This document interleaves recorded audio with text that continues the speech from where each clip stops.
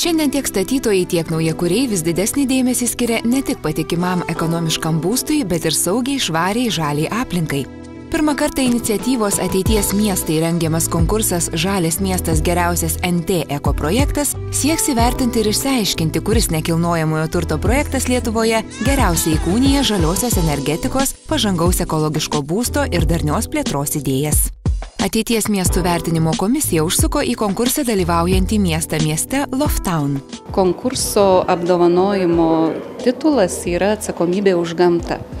Tai yra gyvybės medžio apdovanojimas, kuris simbolizuoja harmoniją žmogaus su gamta, naudoti statybinės medžiagas pakartotinai, įdiegiant etninės tradicijas, siekiant aukštų standartų, protingų sistemų įdiegimo, atitinkant žmonių lūkesčius. Džiaugiamės sulaukę iš tikrųjų išskirtinio dėmesio, nes atsilankė Ateities miesto ekspertai ir šiuo metu pristatėm savo projektą kaip vieną iš unikaliausių projektų, tarkim, sąraše.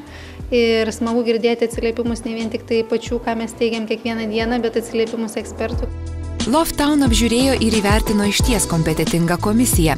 Architektai, ekologai, urbanistikos specialistai negailėję gražių žodžių architektūrai, aplinkai, kurioje numatytos žalios erdvės, parkas, bei pažangiems sprendimams tokiems kaip intelektinio būsto sistema. Čia yra privalumas tas, kad praktiškai miesto vos ne centre pasiekiamumas yra labai geras, o kartu galim turėti, reiškia, labai pakankamai uždarą ir jaukę tiek vidinę, tiek žaliasias erdves.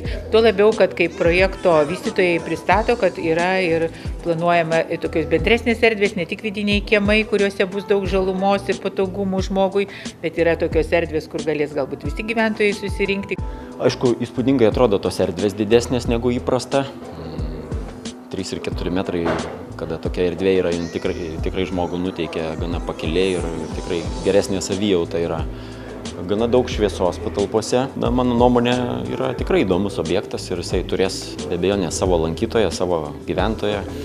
Ir linkėčiau, kad čia susikurtų ir savo bendruomenė. Tai vis tik yra jau individualus reguliavimas ir kiekvienas vartotojas galės pagal savo poreikius naudoti tiek šiluminę energiją, tiek elektros energiją, tiek vandenį. Čia jau apskaita yra šiuolaikiška su nuolatinė kontrolė arba monitoringu.